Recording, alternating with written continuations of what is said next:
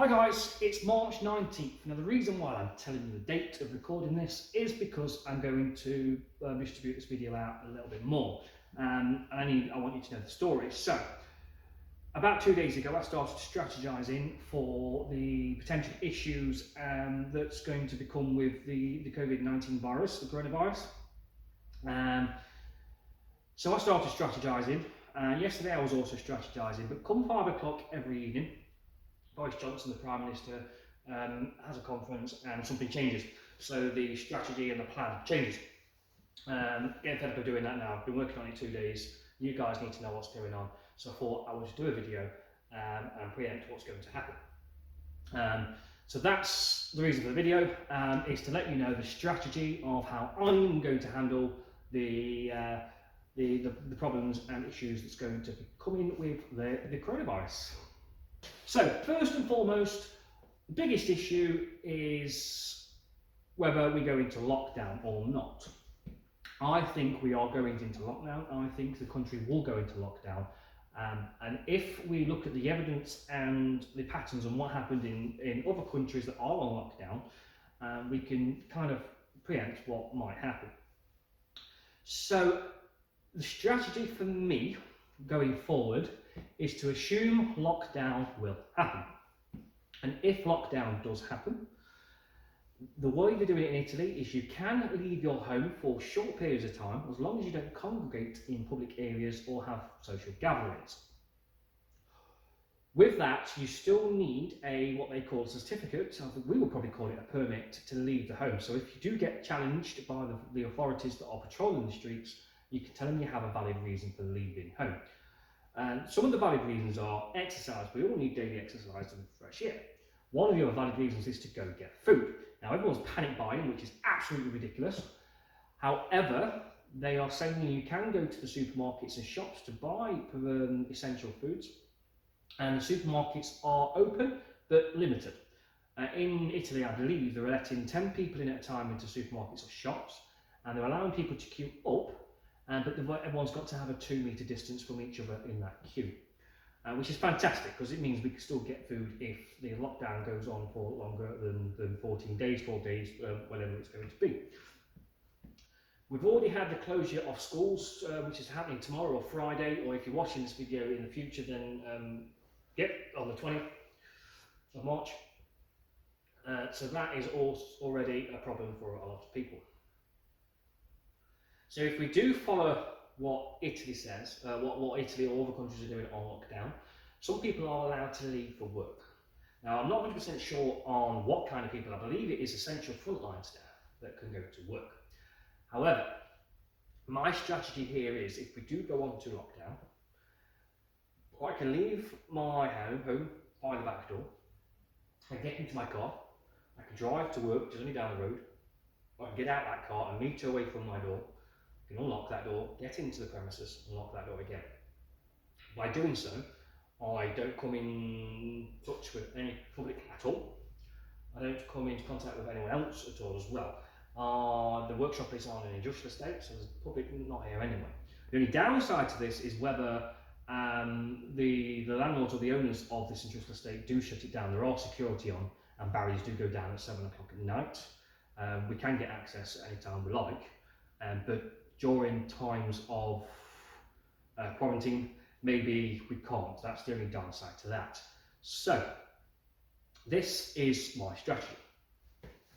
I will do as what I've said, get in my car, drive all the way to work, and work, basically. Now, at the minute, as a lot of my customers know, unfortunately one of my best friends and the number 2 guy here, Simon, has passed away. And that happened a couple of weeks back. It's very upsetting for everyone, and that did cause a few delays, which I do wholly apologise to the customers that has affected. On the other hand, because of the closure of the schools, it means more of my staff now have to remain at home and look after the children. Childcare isn't available. One of the big reasons for the schools closing is so children do not pass on the virus through them. Even though it doesn't affect the children, they can still pass it on. Grandparents are a big part of most children's life. They run up to them, they give them lovely hugs, kisses and all this kind of thing. And as it is grandparents or the elderly and people that are with underlying health issues that are the biggest risk, it's very possible and very easy for a child to pass that virus on to the grandparent. And that's one of the big reasons why the schools are closing. And that also means that childcare, a lot of grandparents do help parents out with childcare. And for the same reason, you don't want that child being in contact with that grandparent just in case they have the virus and pass it on. So there's a lot of people, it's not just my business, other businesses as well, are now being affected by people that have been forced to work, forced to go home, that can't work at home. For instance, for me, I'm losing staff members that are skilled staff members on benches. They can't take machines, they can't take wax, they can't take furniture home and build it there. So that is a big issue that I've now got to face. And it does mean that I've got just me here, and if allowed, a 17-year-old apprentice person that's only come on board 3 weeks ago, I think. So that means things are going to be really, really, really, really slow here. So the strategy in this situation is going to be, I will work as much and as long as hard as I can. I have stockpiled or ordered materials to keep me going for a while. There are some materials and stuff that I can't get hold of. Some suppliers are struggling. So I, if allowed to, will continue to work, even if it's on my own, as much and as long as I can, to make sure that I can stockpile the furniture up. And then once the pandemic and the lockdown has been lifted, I can then start distributing them out to you guys. The strategy here as well with suppliers is, if I can work and I can deliver, I'm not sure if I will be able to deliver because it's non-essential travel, it's non-essential deliveries. We're not entirely sure what's going to happen with that kind of thing.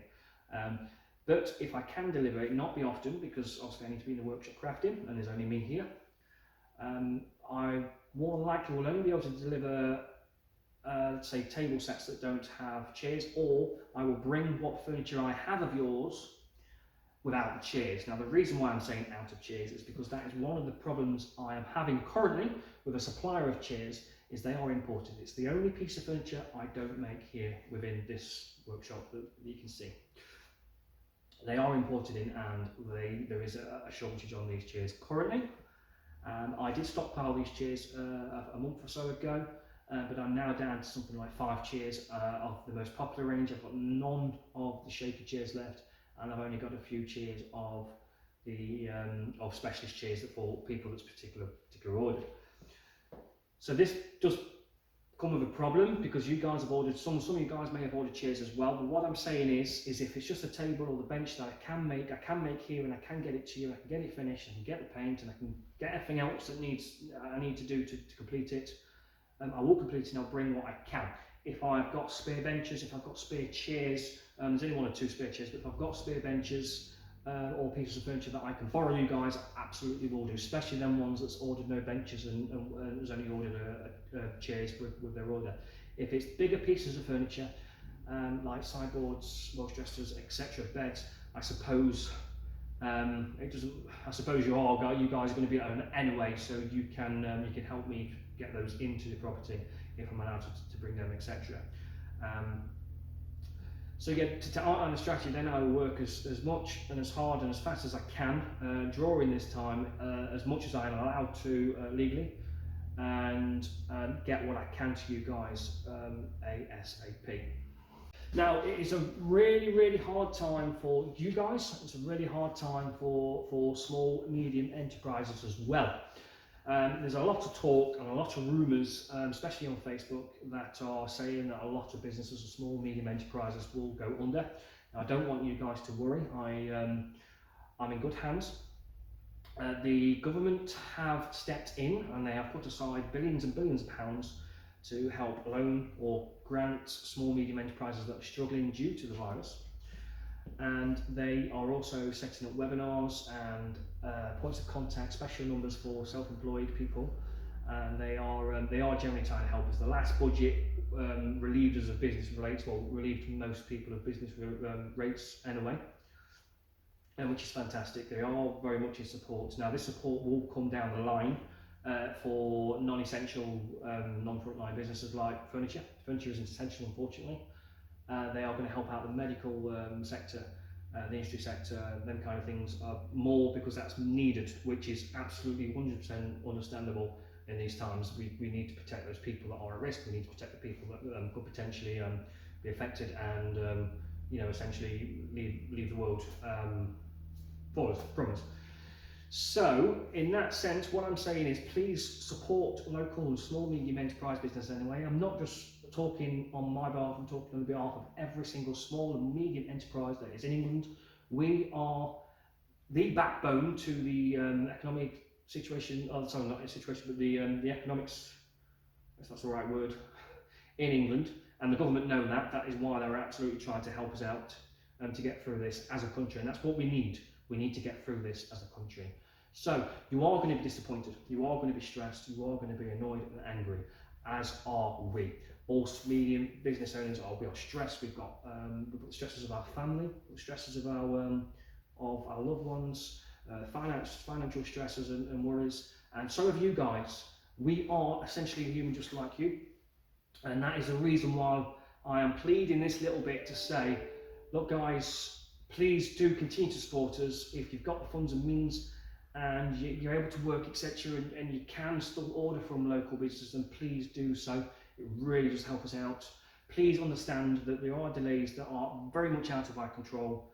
Even if we can work and suppliers can't supply the stuff that are abroad, like my chairs, they are imported from abroad. The timber actually is imported from abroad. It's mostly Scandinavian redwood, which is from Scandinavia.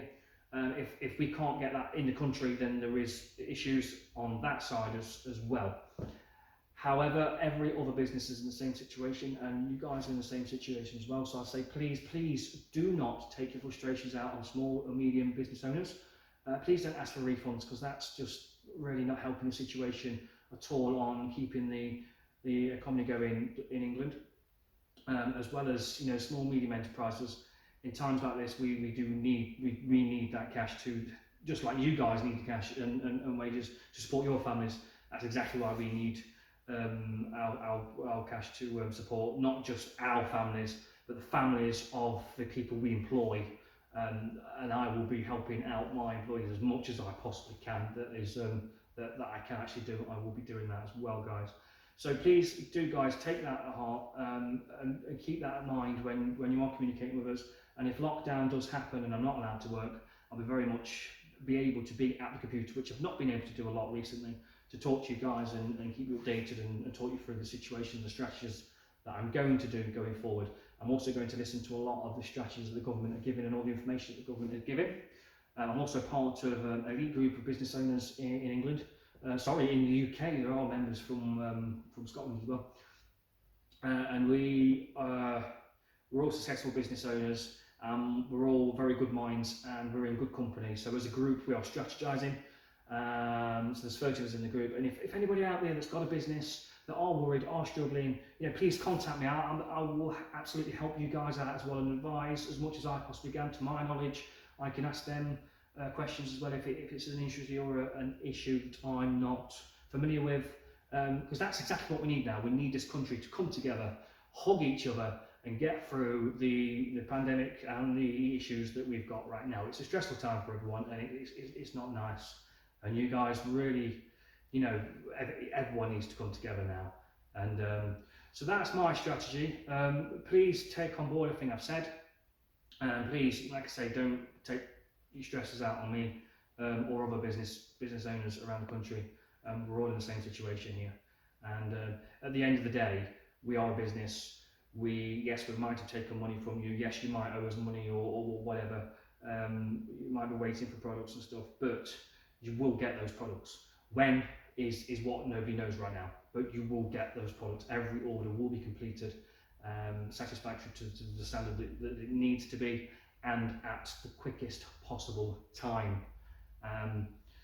So guys, that's it. Stay safe, look after your family members, and we can all pull through this and get to the other end stronger.